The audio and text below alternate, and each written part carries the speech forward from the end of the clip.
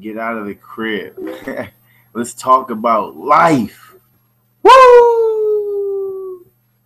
Man, I love motivational videos, love making them, and it's your boy, social media hype man, aka Terrence A. Collins Jr., aka Mr. Inspired Mind. And oh my goodness, now, why in the world would I say get out of the crib? Let's talk about life. Well, my earliest memories, all right, my earliest memories. I remember the apartment that I was in at my first couple years of life that my family was in, and I know where the apartment is to this day. All right, so I was as a child, I was the one that you just couldn't stop me from pursuing what it is I wanted to do. When you ask children why they do things and they say I don't know. Well, I did things because I wanted to do them. It was so simple. And people say that they get crazy when they're out drinking. They make excuses on, oh, I was partying, or I was doing this was going on, or that was going on. And not saying that there aren't different things that affect people's moods and their attitudes, but when people are under the influence, what you typically find is that their inner inhibitions come to the surface. All right, they come to the surface, and one of those things is people wonder why some people are completely different people, right? When they're in these social environments, and other people seem relatively the same, if there's any change in them. For me, what I can tell you is there's very few scenarios in life in which I switched up, my behavior or the words that were coming out of my mouth, or my actions or different things of that nature. And usually that stemmed from a lack of me being in a place of positivity, which was a me problem. And the reason why those are 99% of the time the primary cause, and me saying, doing, or carrying myself in a different manner is because I do what I want to do, right? I do what I want to do. I generally do what I want to do. My inner inhibitions, I'm living them. All right, I'm living them. And this is just something that's been with me. All right, it's absolutely been with me as a baby, back to the earliest memory. Um, I was the one that learned how to get out of my crib. So I had to lower the rail on the crib, have it just high enough so they didn't have to worry about me rolling out of the crib while I was asleep, but low enough to where my chances of falling and getting hurt were drastically decreased. And that's just absolutely crazy, getting out of the crib. I have, it's not a vivid memory, but I do have a memory of me getting out of the crib. And I'm not the type of person, I'm not meant to ever go to jail. I'm not meant to ever go to prison, to be in the workhouse, anything of that nature. I'm not built for that. I wasn't built to stay in my crib, right? And basically it's the same thing. It's basically the same thing. When you put the child in the crib, you don't have to worry about them going anywhere, doing anything without your say so, without your supervision, without your permission, without you allowing it to happen. And even as a child, they had problems keeping me confined. I believe that we were all meant to live free. I believe that there's a reason why you were born today. I believe there's a reason why you are watching this video. Things don't just happen, they happen just. So if you landed on this video, I don't care if I sent it to you, if you saw it posted, I don't care how you found it, you're watching it for a reason. Just because somebody puts information in front of your face doesn't mean that you are going to watch it. Doesn't mean you're going to read it. Doesn't mean you're going to listen. Doesn't mean you're going to learn. Doesn't mean you are going to pay attention. I'm just telling you, I believe that there is a reason why you're still alive. There's a reason why you're alive in the first place. If there was no purpose for you to be on this planet, you wouldn't have air right now, and you dang sure wouldn't still be here. I want you to understand something, that as we grow up to be adults, we get out of the crib, right? Or do we? Or do we? Do we start to become conditioned? Do we start to become conditioned to carry over continuously living in that manner? You see, what is your name? Did you come up with it? Did you create it? Is it yours? Or did somebody tell you that and they called you that so much that you conditioned yourself to respond to it, to write it, so people could recognize pieces of literature with you? They can correlate it to you.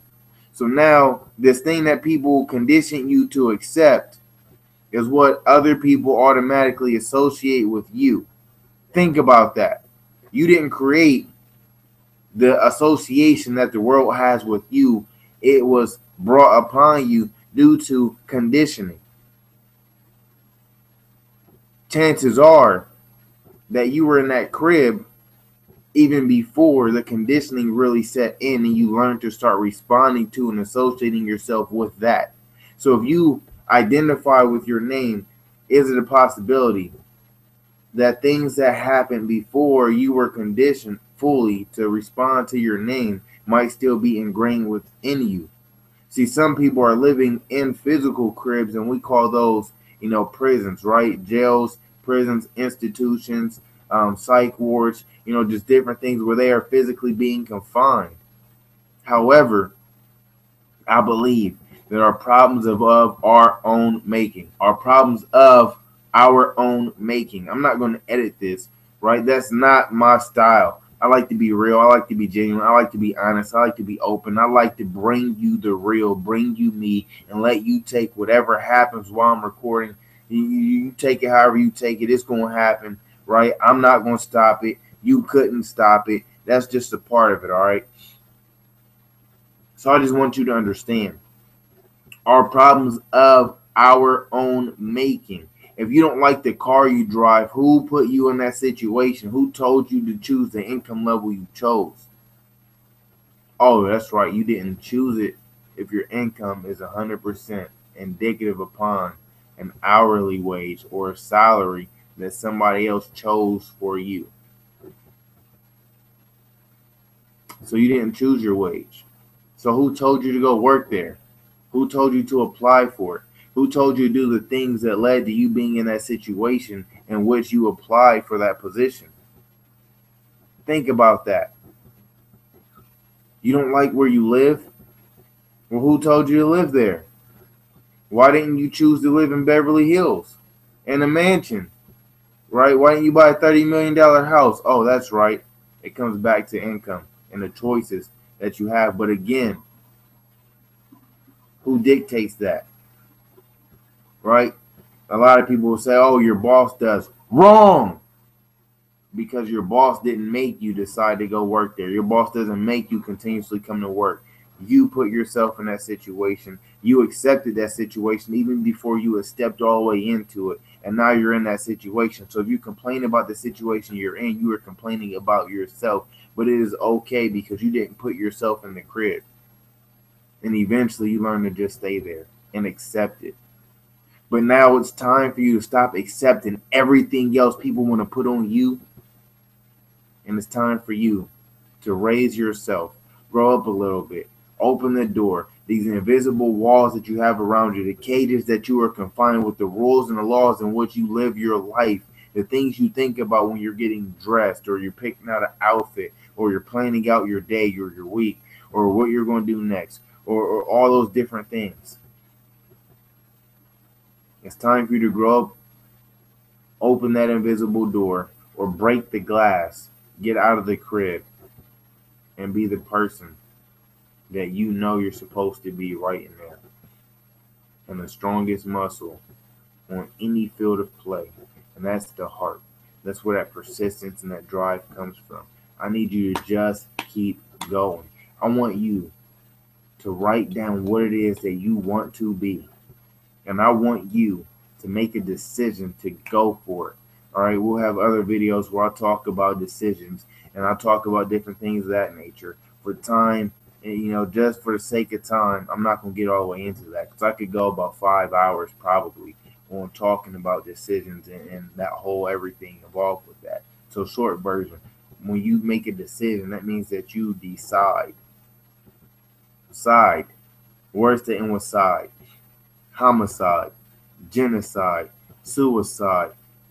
None of those words sound like positive words, do they? And why don't they sound like positive words? Because in every single one of those situations, something dies. Something dies. And guess what happens? Every time one of those things dies, you can't bring it back to life. You can't undo that, right? You cannot undo that action. So when you make a decision, that means everything contrary to that decision is dead. And when you accept that decision, it no longer has opportunity for life. I want you to understand that. And then I want you to take this in. And I want you to go after this decision and making this decision be exactly what it is that you are deciding it is going to be.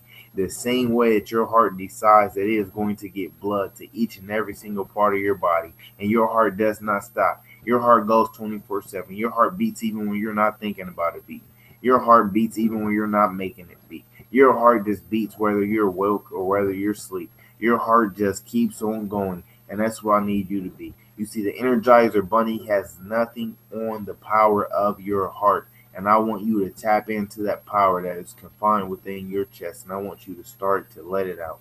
I need you to take a couple deep breaths. I need you to have some moments of silence. I need you to pull your ink pen out. I need you to pull your notepad out. And I need you to make a decision. You don't have to share it with me. You don't have to share it with anybody. It's just time that you start to raise yourself and you get out of the crib. And if you need some help, I'm willing to come and show you how to lower one of those rails and keep it just high enough so you don't fall and get hurt when you're not ready for gravity to kick in.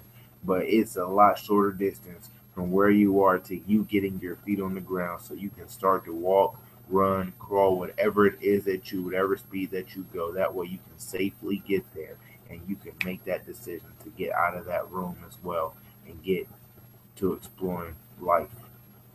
Because at that age I was, that's really what it was about, was exploring life.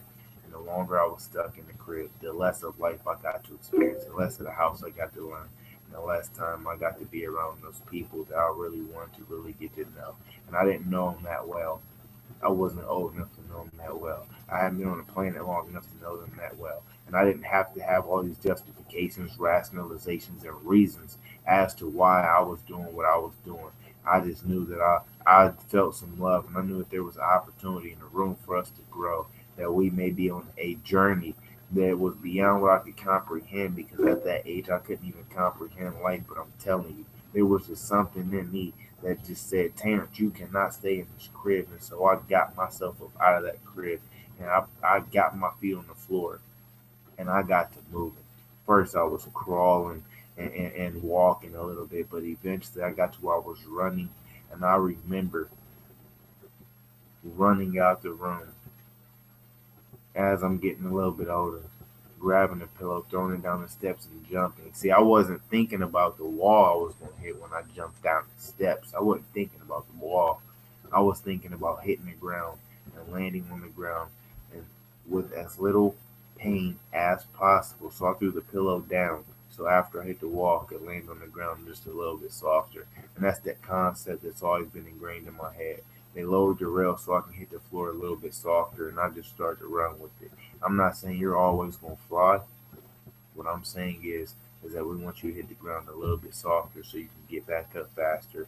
You can get active a little bit quicker, and you can get back to exploring. So again, it's your boy Social Media Hype Man, aka Terrence A. Collins Jr., aka Mr. Inspired Mind. I want you to know I think the absolute world of you. I think that the world is yours, and I believe that there's a reason why you are still a part of it. So don't give it back, and don't not explore every single inch of what was so divinely given to you. And you are granted just one small blip in the time span of this planet. And I want you to be all you can be in each and every single one of those moments. God bless. I'll see you on the next video. Make sure you subscribe to this channel